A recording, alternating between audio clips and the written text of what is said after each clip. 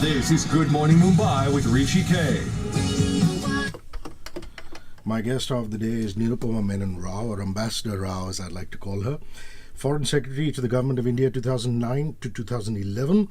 The first woman spokesperson of the Indian Foreign Office 2001-2002. She served as India's first woman High Commissioner to Sri Lanka, a 2-year tenure 2004-2006, and to the People's Republic of China 2006 to 2009. A glittering career continued as Ambassador of India to the United States from 2011 to 2013. How wonderful to see you. How are you doing? Wonderful to be here. Good morning, everybody. Now, for those of you who've tuned in, the reason she's here is to talk about the South Asian Symphony Orchestra, which is a passion project for her. But it all started with the South Asian Symphony Foundation. Talk me through that story. That's right. About 10 months ago, my husband Sudhakar and I decided to set up this trust, not-for-profit trust. We called it the South Asian Symphony Foundation. And it was essentially devoted to the idea that I have kind of nurtured for a long time of building an institution that can bring South Asians together. Here in India, we are the largest country in the region, and we tend to be quite India-centric about the way we do things and our outlook, essentially because we're such a large nation, such a vibrant democracy, more than 1 billion people. We can do everything ourselves. But there is this neighborhood around us of smaller nations, and they, of course, feel that they are dominated by India.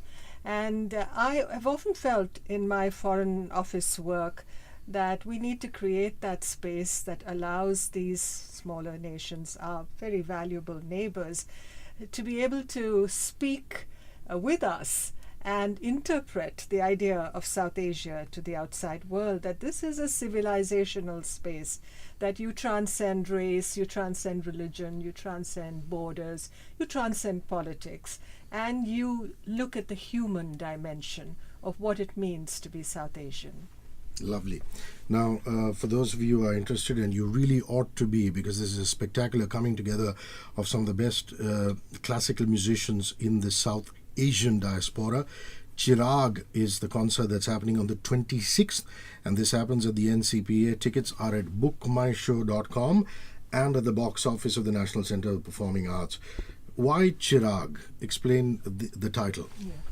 I was looking for call it an Indo-Persian word, something that is understood for the most part in this region. Chirag is that little lamp, that brightness that illuminates the dark. And I felt we should call our concert by that name because that is essentially what we are trying to do. I always recall Eleanor Roosevelt, who said, "It's better to light a lamp than to curse the darkness." So we are telling the region, let us light this lamp and let us go forward in a way that tells everybody it's better to sweat in peace than bleed in war. I mean, everybody talks of war very casually. It's war is a vile thing in my view. You don't have to read Tolstoy to know how vile war is. And I think peace is a language that we all must learn to speak. Peace is not about waving white flags or surrender or weakness. I think peace is the strongest thing of all.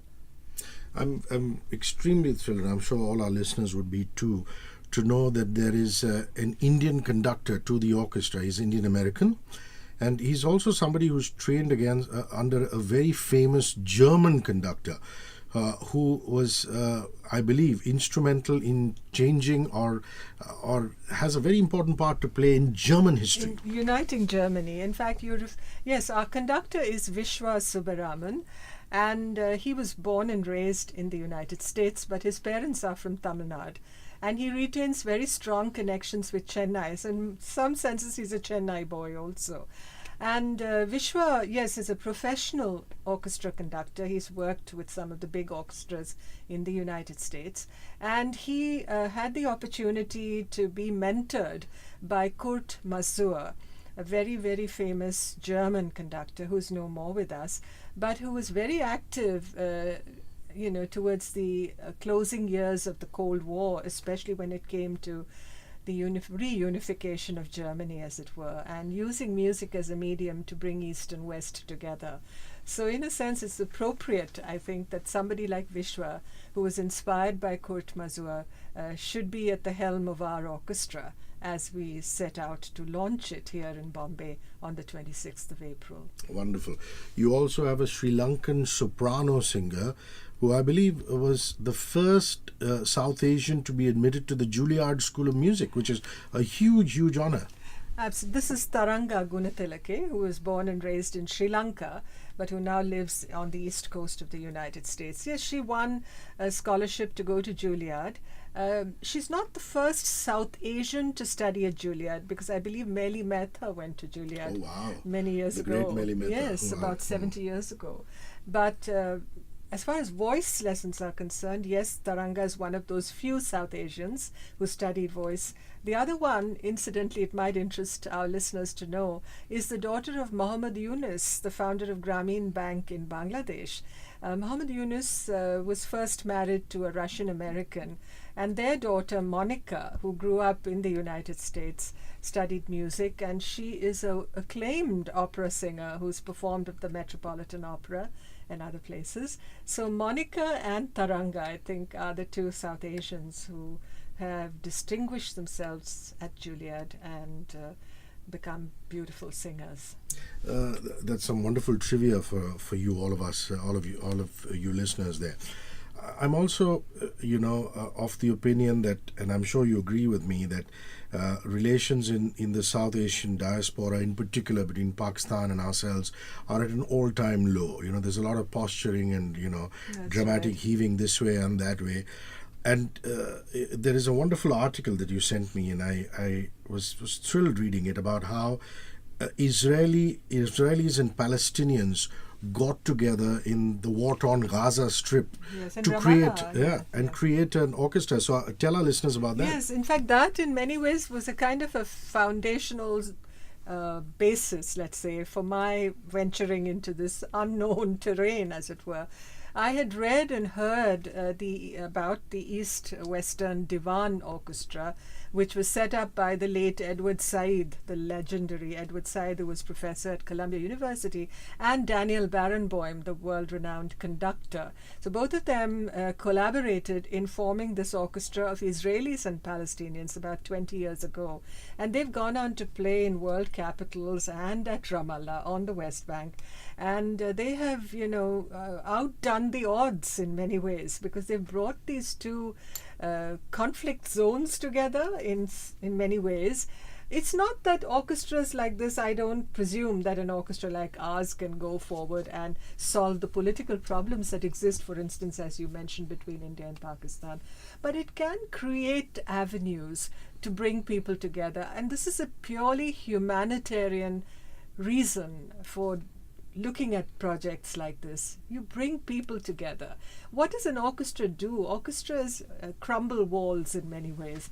They bring musicians together. Everybody has a little part to play, some big, some small, but each and every part is critical to the functioning of the orchestra. So they learn the art of listening, they learn the art of self-discipline, they learn the concept of counterpoint. How do you create harmony and counterpoint? And a Western orchestra does set out to do that. And my idea is ultimately to be incorporating indigenous South Asian instruments into an orchestra like this. And it might interest our Bombay listeners to know, Mumbai listeners to know, that we have some Afghan youngsters in the orchestra who play instruments like rubab and tanbur, as they call it, not the tampura as we know it, but a tambur. And we have 4 musicians from Srinagar who are joining our orchestra. They play the santoor, they play the rabab, which is also common to our Kashmir, and 2 percussion instruments, the matka and the chumbak nari. They're also going to be there on the stage at the NCPA on the 26th. And I think it's the first time in recorded history, as far as I know, that we have Afghans and Kashmiris playing together. That is so beautiful. That is so beautiful. Also, it means a lot, this coming together of musicians from all over South Asia, the South Asian Symphony Orchestra, because the NCPA itself is finishing 50 years. And what a wonderful beautiful performance space that is. I remember seeing the Symphony Orchestra of India performing there with Zain Dalal as the conductor, and really the acoustics of the place and, the sense of history you get there. You must be very aware of that. Absolutely. And I think, history offers us challenges, but history also offers us the example of how this entire space of South Asia, the subcontinent as we call it, shares so much in common. Our civilizational concepts, our origins are all shared. And if you look at Kandahar in Afghanistan, or Gandhara as it used to be called at the time of the Mahabharata, and you go down to the southernmost tip of Sri Lanka and you'll find a village called Gandhara there. And that gives you the idea of how united we all are in terms of our culture, in terms of our civilization. Politics has intervened. Territorial conflicts have intervened. History has changed us in many ways because we were colonized, we were partitioned, we were in many ways divided. But I think we have to look beyond that and understand how integrated we were at one time. And I'm not saying we can redo maps, we can't redraw maps, we can't change boundaries, but we can integrate ourselves culturally, we can integrate ourselves economically, and that's where our true strengths will be realized. I think we should be able to achieve the true potential that we have. You were speaking to another journalist and talking about was it a gene test that was conducted upon you and the results of that? Test, yeah. A DNA test. Yeah. Share the results of that. That's quite interesting. Yeah, that's another piece of trivia, I guess, but interesting.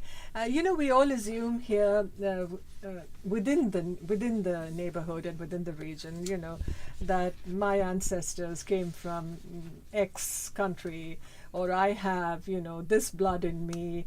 And we're all, in a sense, very particular about how we define ourselves. But how does the outside world see us? And in the United States, they have all these DNA testing, new companies that have come up. And they tell you, send us a sample of your DNA and we'll let you know from where you came and what your origins were. And I did the same. You send a saliva sample to the company and they take about 3 weeks to send you the report, and I assumed it'll come out with all kinds of granular detail about where I am from and what my origins are. And then and the report arrives in the mail and I open it with great anticipation, and there's just a one line conclusion there: 100% South Asian.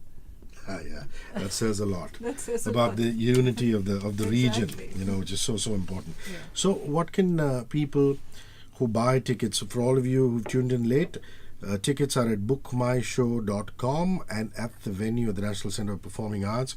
On the 26th is Chirag, golden opportunity for you to see the South Asian Symphony Orchestra play together and on that NCPA stage. So what will they be performing? Is there any freshly commissioned piece that we can expect to hear? Yes, and that's what makes this performance very special. I spoke about the conductor, I spoke about the soloist. We have Vishwa, we have Taranga, the soloist.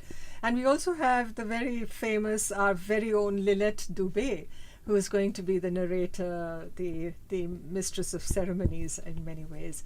And the chief guest at the concert is the Honorable Vice President of India, who was one of the first people when we established the foundation and we spoke about the orchestra. He was one of the first people to tweet in congratulations, saying that this is a wonderful idea and that he wishes us every success. And so we decided to invite him to come to this launch concert, and he has very graciously accepted our invitation.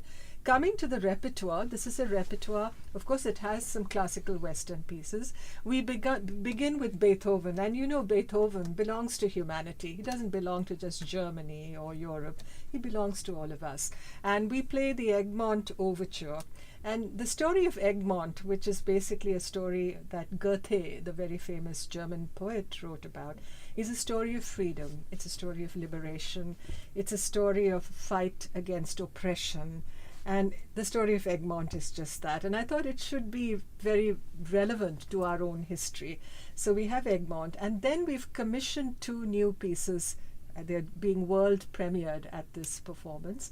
One is a piece called Humsafar, which is a musical journey, as we call it, through South Asia. We took 8 South Asian melodies and we arranged it for the orchestra in a completely new setting, as it were, and we called it Humsafar. And this was done by Lauren Braithwaite, who's on the faculty of the Afghan National Institute of Music in Kabul.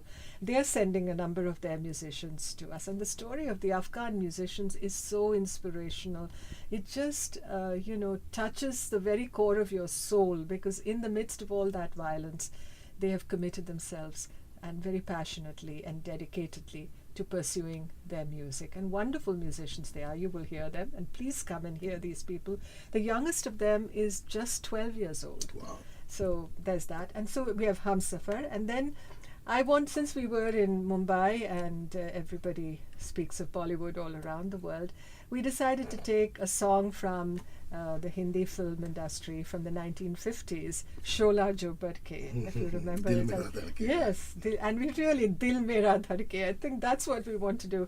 And we took that song, and Kamala Sankaram, who is an Indian-American composer, her father came from Hyderabad, and her mother is American, and she's a wonderful composer. She's made it to the top in the United States. Her operas are performed at the Kennedy Center, the Lincoln Center.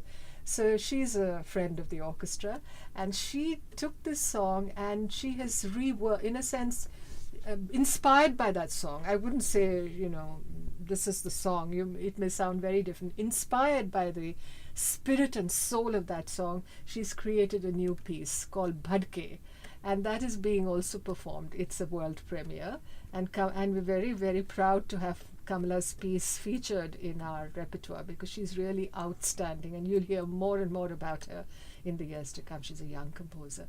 And then we play Bizet, who's a French composer. There's a piece called L'Alisienne, which is a Western piece. And in our 2 pieces, Humsafar, especially in Humsafar, you'll have the Afghans and the Kashmiris playing together also. And we're hoping also to begin the concert with Maitrim Bhajate, which is a song that M.S. Subbulakshmi sang at the United Nations in 1966. But this is the first time it's going to be sung with orchestra. And we have a young singer from Chennai who's going to come and sing for us. Wow, looks like you have it all. The whole, the gamut from M.S. Subbulakshmi to opera. I really feel we don't see enough opera in India. I mean, people like yourself with the South Asian Symphony Orchestra and all the wonderful work that the NCPA is doing. At least there is a revival of sorts of Western classical or fusion music. Yes. But, for a country that lives on song and dance, we don't see enough opera. Yes, so coming to opera, I must say, I forgot to mention that. I mentioned that Taranga Gunatilake will be our soprano soloist, and she's singing through 3 operatic arias, one from Mozart, one from Puccini, and the third from a French composer called Félicien David. And Félicien David is well known for the opera he wrote about an Indian theme, the story of Lala Rukh. Now, Lala Rukh is a fictional story, the daughter of a Mughal emperor who marries the prince of Samarkand. And the whole story is about this marriage procession weaving its way from Delhi to Samarkand. And it goes through Kashmir, and it has beautiful descriptions of Kashmir. So she's going to sing an aria from Lala Rukh, which is absolutely fascinating. So we've brought East and West together, the Occident and the Orient. And that is what South Asia is all about, this capacity to embrace diversity, to contain many multitudes, and to at the same time not to be blown off our feet, to retain our identity. And that's why the concert has this mix. I wouldn't call it fusion, but there's a juxtaposition of East and West in our concert. And, there's another article which you were kind enough to send me, which talks about Dr. Ahmad Sarmast, Yes. who is the founder of the Afghan National Institute of Music. And, there's the very poignant images of bombs going off while the orchestra is playing. Yes. My God. I mean, Dr. Sarmas is going to be here in person in Mumbai. He's Wonderful. coming, and he's just an iconic figure. He recently won the Polar Prize, which is the music Nobel in many ways, He was in Sweden to receive it. I think the other musical entity that won it was Metallica. So they have, this. It's a very prestigious prize to win. Dr. Sarmast is an ethnomusicologist. He studied in Australia in Monash University, but he came back to Afghanistan after the fall of the Taliban, and he established the Afghan National Institute of Music. And it's an institution that we as South Asians should be terribly proud of, because as I said, as you pointed out, in the midst of all that destruction, that mayhem, that turbulence which continues in that country, they have managed to keep the flame of music alive. And it's music that speaks against terrorism, speaks against extremism, and speaks for creativity and imagination of the best quality possible. You have to just listen to those young musicians. And when they talk about their experiences, we had this young pianist, our son Fahim, who came to a workshop we did in Udagamandalam last August, and he came and recounted his experiences of how, the story of a young woman who had been stoned to death on the charge of blasphemy, and how that story had depressed him, and how that incident had depressed him so deeply, and he wondered what the future will hold. And then it was the instrument, the piano, that kind of redeemed him in many ways, that the sound of that piano playing in some corner of a building that he visited in Kabul and in the school, and that music just takes over his life, and he decides that he is going to just concentrate on the art, on the cultivation of his talent. And that's exactly what he's done. In fact, the principal of the Good Shepherd International School in Udagamandalam, Dr. P.C. Thomas, after hearing his story, gave him a scholarship, university scholarship, in fact, so that he could study further in an institution of his choice after he finishes school in Kabul. Wonderful. And just to deviate a little bit, this workshop that you had in Udagamandalam, which is Uti, was it with a school orchestra, a local school there? No, what we did was we invited Sri Lankan musicians, we invited Afghan musicians, we invited Nepalese, and we had some Indians. And for about 5 days, they worked together. And they also coached the students of the school, Good Shepherd School, which is a very well-established residential school with a lot of music facilities. So it was an ideal place to have the workshop. And at the end of those 5 days, we had a beautiful concert, and everybody performed. So that's what we intend to do. In fact, if you ask me what we intend to do after this concert, we intend to have workshops. We intend to build a repertoire of South Asian music. You've heard of the Great American Songbook. Of course. I want to create a great South Asian songbook, and with popular music from the region, because orchestras, talking about orchestras, the Hindi film industry in the 40s and the 50s even recently in the 70s, Kalyanji, Anandji, had Lakshmikant, orchestras. Pyare Lal, they all had orchestras. Had orchestras. But today I think digitization and all has replaced a lot of that. And there are musicians, wonderfully talented musicians in our own country who without a livelihood at the moment. I mean, they have to look for opportunities, and that's why when we set up the orchestra, I've had so many thank you notes come my way saying thank you for giving us this opportunity. So we don't lack talent. We don't look at Lydian Nadaswaram, who won the whatever that talent contest was, the $1 million. He's on all the American talk shows now. He's on all the American talk shows, and it just tells you we can build our own lang langs and music wizards in Western music. And what is the harm in that? I see no harm. We are very strong in our indigenous music traditions, and we should continue to celebrate that beauty, Carnatic music, Hindustani music, the ghazal, all that. But at the same time, encourage our youngsters to also excel in this field, because if you're playing tennis and want to become a Wimbledon champion, or you play cricket and you want to be in the top league, or football, play Western music also, because it brings your country a great name, and through that channel people will want to learn more about India. That's why when they hear Zubin Mehta, they want to know more about India, because that's where he comes from, that's where his talent was nurtured. So it's a two-way street. And so, like Tagore said, keep your windows open, keep your doors open, don't be blown off your feet, but absorb ideas from outside. So I saw a picture of your husband and yourself with Zubin Mehta. Does that mean you're acquaintances, friends? Yes, we are acquainted with him. And when I was ambassador, he came to Beijing when I was in China, and I've heard him in Los Angeles with the LA Philharmonic. And he's just a wonderful ambassador for India, Mr. Zubin Mehta. He's very proud of being Indian, and at the same time, his art, his capacity to create such beautiful harmonies through the orchestras that he conducts is so outstanding. It's divine, actually. But I have to say this, that Ambassador Rao herself is a wonderful singer. I've had the good fortune of seeing a few videos of her performing. And obviously this has to also come from a personal space. I mean, one is to create what you've created, but the fact that you're intrinsically passionate about music. And that's where all of this still stems from. I mean, it has to stem from. Yeah. I am. Both my husband and I are very interested in music, and we're both very comfortable in all these genres. I love Carnatic classical music. I'm very comfortable with Hindustani music, and at the same time, I love Western classical and popular music. We grew up, my sisters and I, grew up in an ambience in the deep south of India, where Radio Ceylon those days was the go-to. Mr. Sayani was on that, one of my gurus. Exactly, Yeah. was the go-to channel or the go-to radio station, and we listened to all the American songs on the hit parade.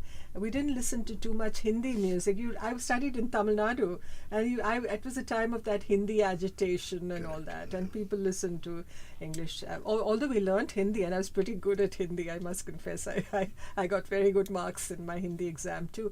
But we listened to a lot of English popular music, the Jim Reeves and the Beatles and the Rolling Stones, and not so much classical music. And my sister and I began to sing, and I played the guitar as a teenager, and even when I went to the academy after I became a civil servant, I carried my guitar on my back and went there, and I used to sing. And I gave it up after a few years, busy with my career.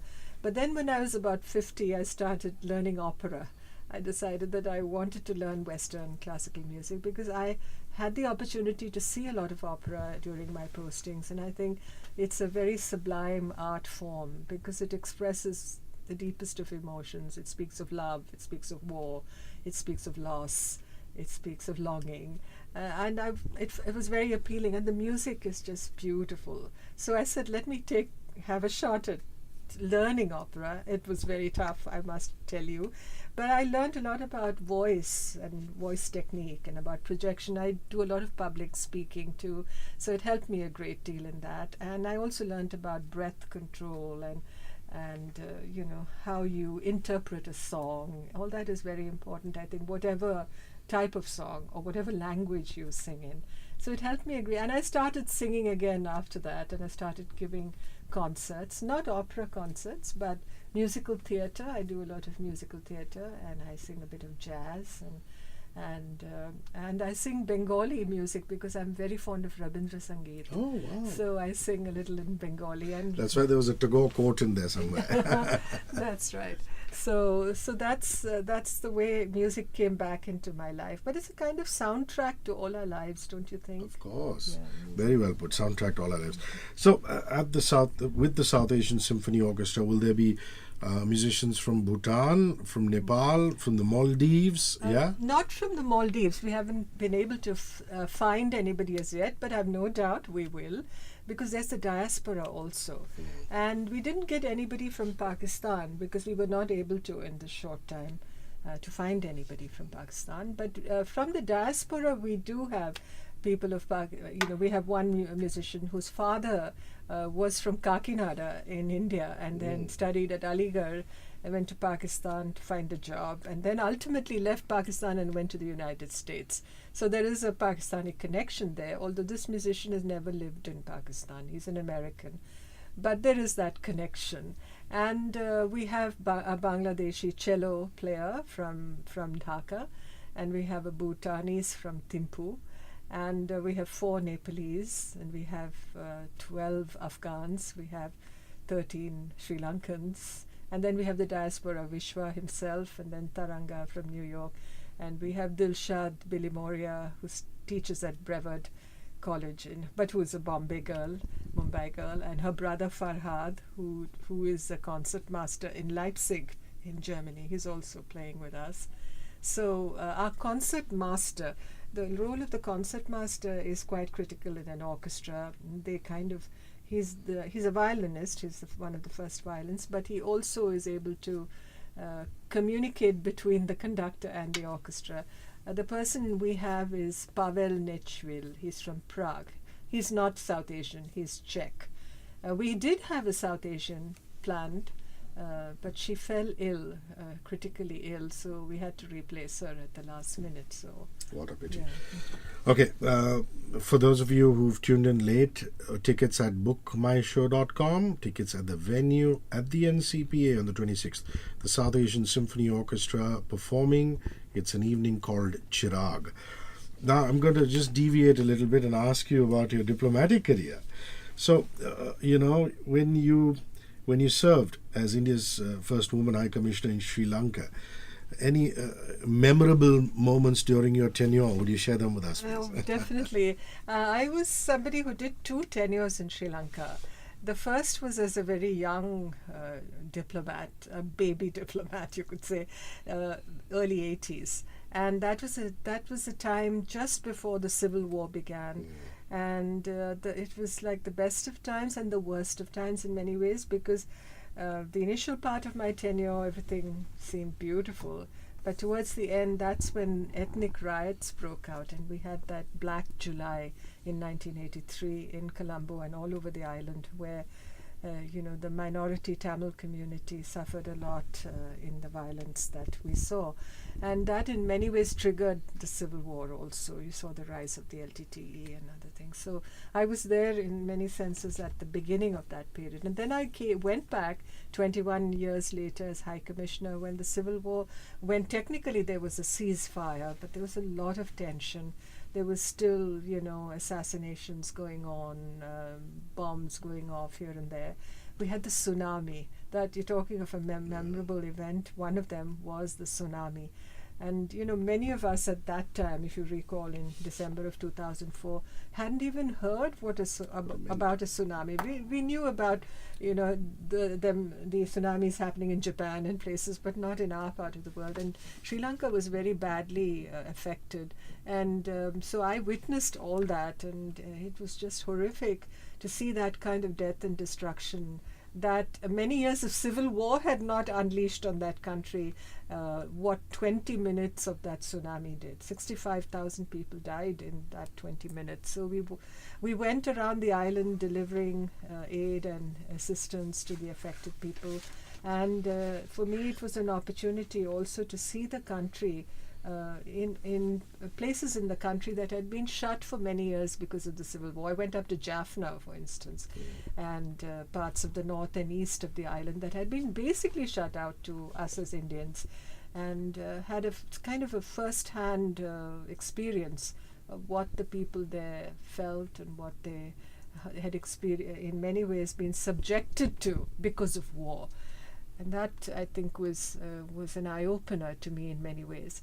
And then I was there during the elections of 2005. I was there during the assassination of Lakshman Kadirgamar, the foreign minister. I was the last foreign diplomat to see him before his assassination. So these are all memories that stand out. But it's also an experience for me that I look back with a lot of I talked about the historic events that happened, but there are also the personal experiences that I had, the wonderful friendships that I built, and the many common things that we and Sri Lankans share. I think in many ways we are Sri Lanka's only neighbor because it's an island. Correct. And the Ram Setu, the Adams Bridge between the two countries, I think it's a reality. You fly over, when you leave the southern peninsula of India and enter over Sri Lanka, you can see below, if it's a clear day, you can see the string of rocks and formations that link our peninsula India to Sri Lanka. And it's fascinating to see, to think of how history was made that way, the spread of Buddhism from India to Sri Lanka. And if you go to places like Anuradhapura and Sigiriya and Polonnaruwa, and you see the Buddhist shrines there, it's uncanny. You think Ashokan India has been just transposed onto those sites. In many ways, in our country, Ashokan edicts and all tell you about this great Prince of Peace who ruled over India. And when you go to Sri Lanka, it's even more vivid in many ways, because it was Ashoka's son and daughter who took Buddhism to Sri Lanka. And then China. You were working on a book called Tell It on the Mountain, India and China, 1949 to 62. Is it over, or are you still in the... Well, it's almost finished. I should be finished by June. It's due out in November. It's being published by Penguin Random House. Wonderful. We should have you back in the studio again to talk about that. We'd love to. It's really, it's a political history of the relations between India and China from 1949 to 1962. It's essentially a very formative period that continues to impact the relationship today. Everything that happened in that period is still relevant to the relations between these two Asian giants even today. And one tenure in China, 2006 to 2009, yes, isn't it? One tenure. But I worked on China at headquarters, as we call it, at the MEA, the External Affairs Ministry, from 1984 to 1992. So that was also a very crucial period. So memories of China. Memories of China, exactly. So memories of China, because one of the my first memories of China was going to, and there's a Bombay connection here, was going to China in March of 1986, and I went as part of a film delegation. Believe it or not, they were having a film week in China for the first time in 1984 after 1956, and in 1956 Prithviraj Kapoor had led this delegation, giant of Hindi films. Raj Kapoor's father. Kapoor's father and Kareena Kapoor's grandfather. So I went with a delegation with Shabana Azmi and Sai Paranjpe. We went, and I was the official representative. We went to China for 2 weeks, and that was my first visit to China in March of 86. And China was just opening up. I mean, you could still see the vestiges of Mao's China at that time. I mean, men and women in those Mao tunics. It was like Beijing was full of bicycles, hardly any cars, and one or two hotels. There was the Beijing Hotel, full of, communist sort of propaganda everywhere. We have friends all over the world. China has stood up. These are all, the slogans of Mao. And it was just coming out of that period, coming out of the Cultural Revolution. And then over the years, I kept going back to China and seeing the transformation. It's a different country together. There's that famous saying in English, I remember hearing it in a Julie Christie movie long ago, the past is another country.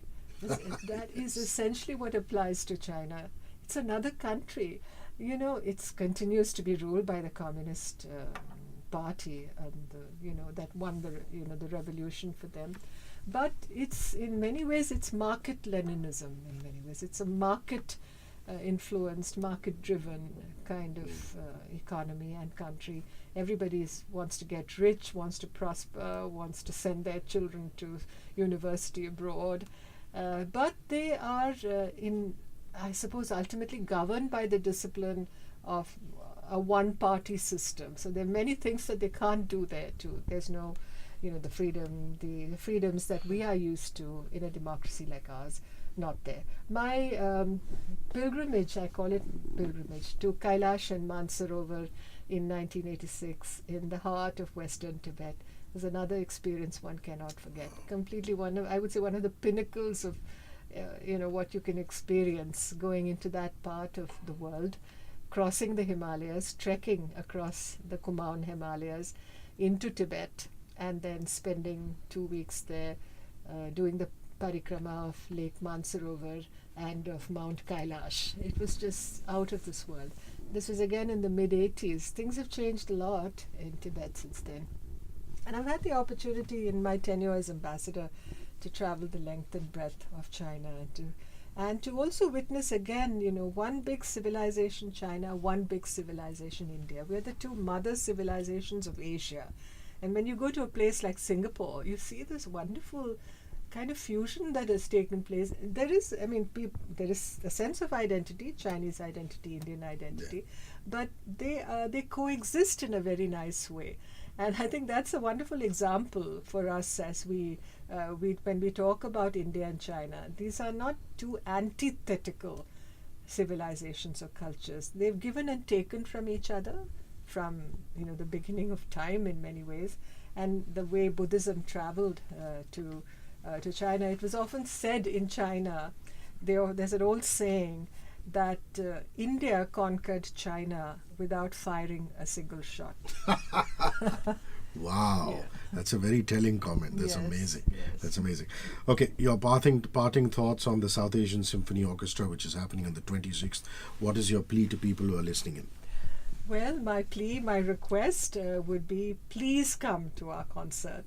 You will enjoy every minute of it, and you will be, in many senses, I think, present at the creation of a wonderful idea, an idea of integration within South Asia, an idea that goes beyond borders, that flies high over politics and overcomes division. So please come and enjoy the music. Wonderful. Thank you so much for rolling by. It was an absolutely thrilling interview session for me, and I'm sure for everybody who tuned in. Thank you for your time, ma'am. Thank you Cheers. so much. Thank you, Hrishi.